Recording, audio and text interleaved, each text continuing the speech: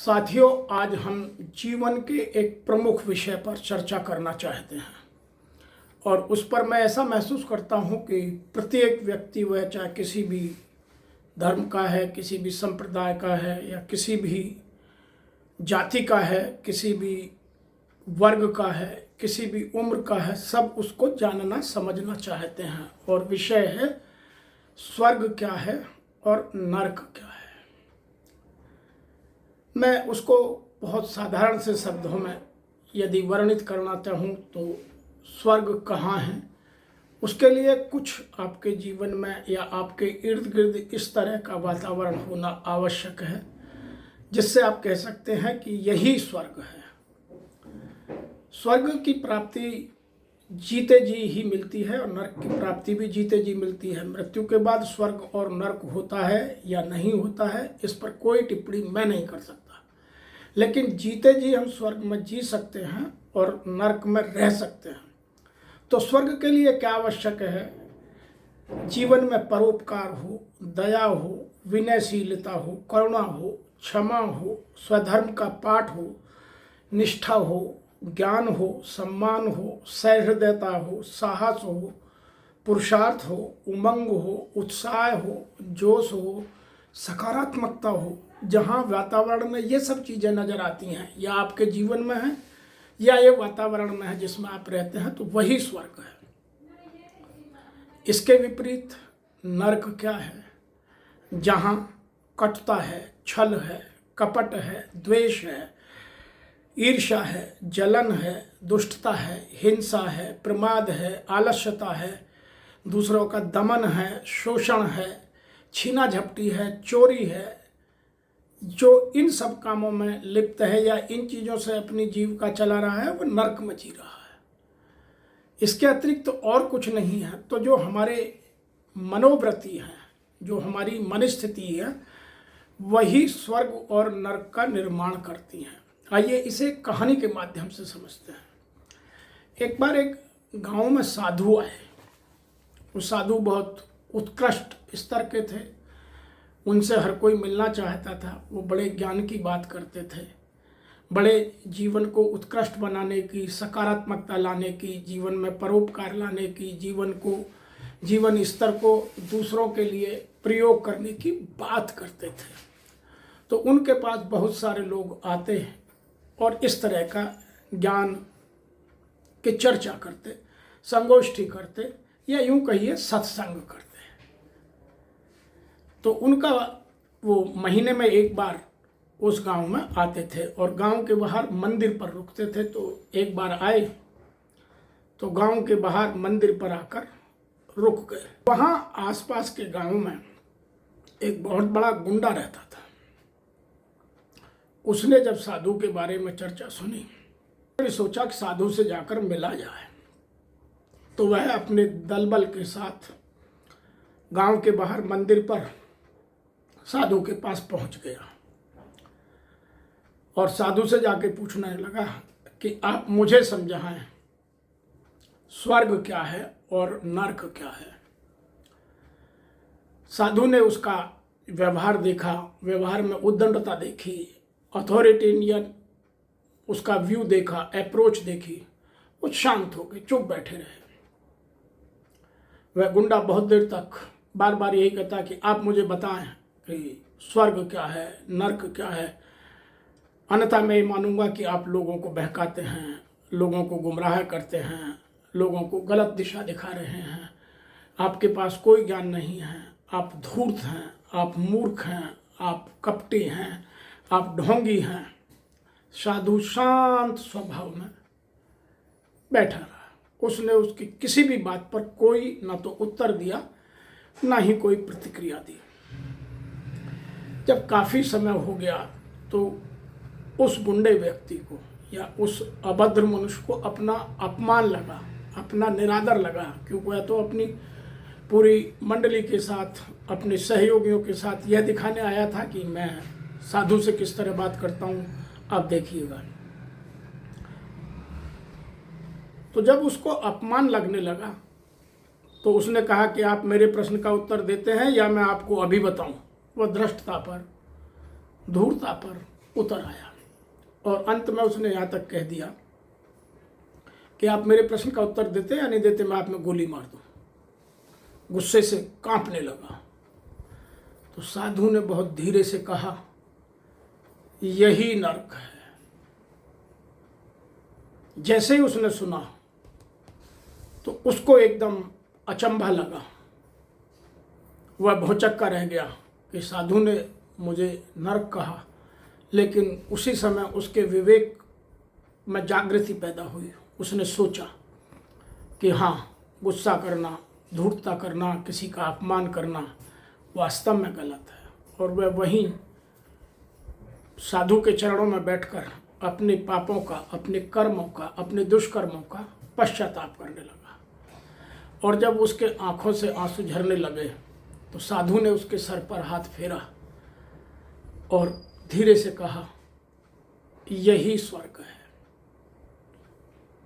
तो moral of the story is कि हमारे जीवन में हमारा व्यवहार और हमारी मन स्थिति ही स्वर्ग और नरक का पैदा करती हैं, उनको स्थान देती हैं, उनका सृजन करती हैं। अन्यथा स्वर्ग और नरक मन स्थिति के अतिरिक्त कुछ नहीं है। मैं आपको और भी कुछ कहानी सुनाना या उदाहरण देना चाहता हूँ। जिन घरों में बच्चे अपने माता पिता का सम्मान करते हैं, आदर करते हैं, उन्हें प्रसन्न रखने के लिए कृत्य करते हैं, वह स्वर्ग है। और जब बच्चा बाप से ये पूछने लग जाए कि तुमने मेरे लिए किया क्या है, तुमने किया ही क्या है, वही नरक है। ऐसे अनेकों उदाहरण हैं जिनको आप अपने जीवन में स्वर्ग और नरक में बांट सकते हैं। और मैं तो यहाँ तक कहता हूँ कि हम अपनी मनस्थिति के कारण दिन में कई बार स्वर्ग में और कई बार नरक में चले जाते हैं। ये हमारे सोचने के, हमारे काम करने के, हमारे मनोस्थिति के, हमारी मनोदशा पर निर्भर करता है कि हम कब स्वर्ग में हैं और कब नरक में हैं। अलग से कुछ नहीं है। मैं यहाँ यह भी कहता हूँ कि जहाँ सहयोग है, सद्भाव है, दया है, एक दूसरे के प्रति करुणा है, एक दूसरे के प्रति सहनशीलता है, विवेकशीलता है, विनयशीलता है, सौम्यता है, सरलता है, वहाँ वही स्थान स्वर्ग है। और जहाँ इसके विपरीत सब हैं वही नरक है। इसके लिए अलग से जाने की, अलग से समझने की कोई ज़रूरत नहीं है। इसीलिए हमें स्वर्ग में रहना है तो अपने शब्दों का चयन, अपनी मनोदशा का चयन, अपनी मनस्थिति को सकारात्मक रखना आवश्यक है। और यदि इन पर हमारा नियंत्रण नहीं है, हम क्रोध में हैं, गुस्से में हैं, छल के मूड में हैं, किसी को धोखा दे रहे हैं, गलत कृत्य कर रहे हैं, हिंसा कर रहे हैं, चोरी कर रहे हैं, किसी के साथ कपट कर रहे हैं, किसी को धोखा दे रहे हैं, ये 100% नरक है।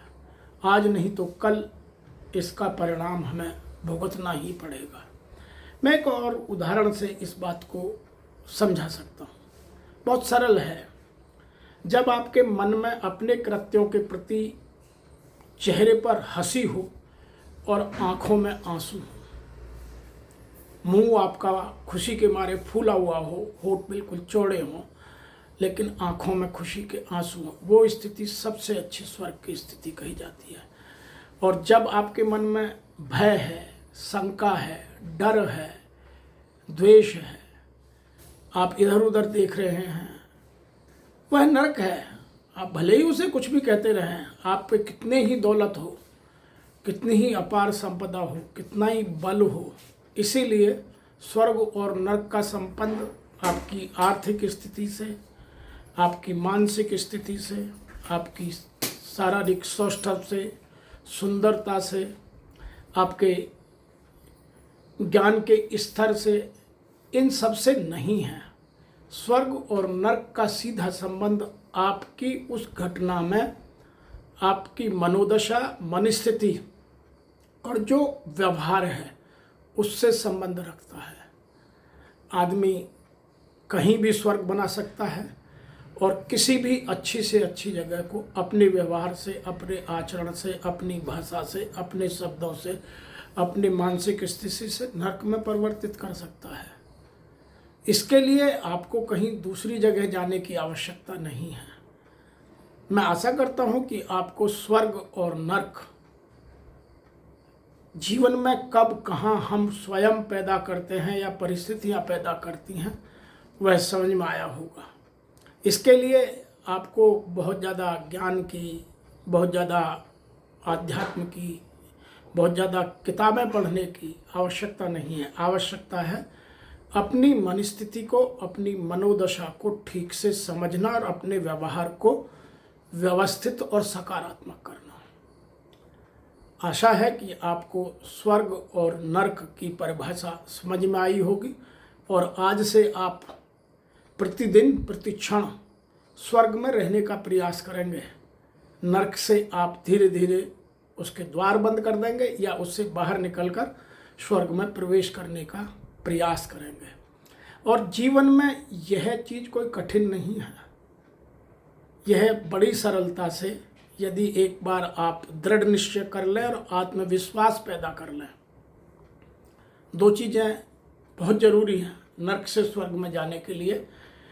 मन में दृढ़ विश्वास और आत्मविश्वास, श्रद्धा और मन स्थिति में बदलाव। इनसे आप कभी भी अपने आप को नर्क के द्वार बंद कर स्वर्ग में प्रवेश पा सकते हैं। और यदि आपका इन पर नियंत्रण नहीं है तो फिर आप स्वयं ही नर्क में जा रहे हैं, दूसरा कोई आपको नर्क में नहीं भेज रहा है। इसीलिए हमारे शास्त्रों में जो भी कहा गया है वो मन के लिए कहा गया है। मन ही हमारा सबसे बड़ा मित्र और मन ही हमारा सबसे बड़ा शत्रु है। इसीलिए आवश्यकता है अपनी मनस्थिति और मनोदशा को उत्कृष्ट बनाने की। आज इतना ही, फिर शीघ्र मिलेंगे आपको एक नई व्याख्या लेकर, ताकि हम इन आडंबरों से, इन क्लिष्टताओं से, इस जो हमारे इर्द गिर्द एक धर्म का व्यापार चल रहा है उससे बाहर निकलकर हम इन चीज़ों को बड़े आसानी से समझ सकें, अपने जीवन को उत्कृष्ट बना सकें और समाज को उत्कृष्टता की ओर ले जा सकें। आज इतना ही, फिर शीघ्र मिलेंगे। जय जय राम।